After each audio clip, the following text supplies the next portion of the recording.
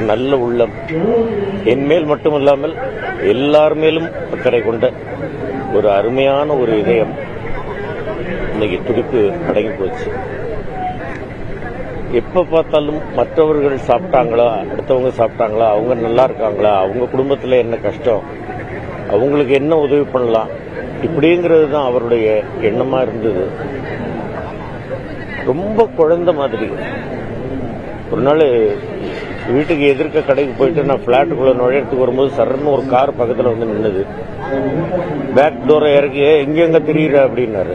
இல்லைண்ணா இதான வீடு, வா காரில் ஒரு ரவுண்டு போகலான்னாரு. இல்லை நீங்க போங்கண்ணே, நீங்க ஏதாவது வேலையா போவீங்கன்னு.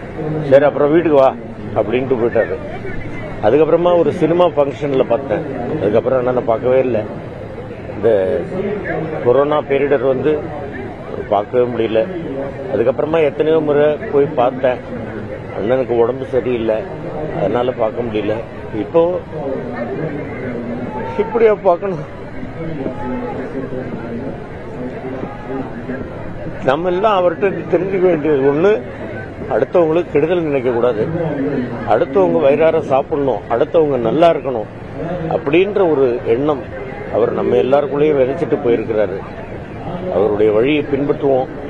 அண்ணன் இறைவனா வாழ்ந்தார், இறைவன்கிட்டயே போயிட்டார். நிச்சயமா அவருடைய ஆன்மா நம்மளை எங்க இருந்தாலும் ஆசீர்வதிச்சுக்கிட்டே இருக்கும்.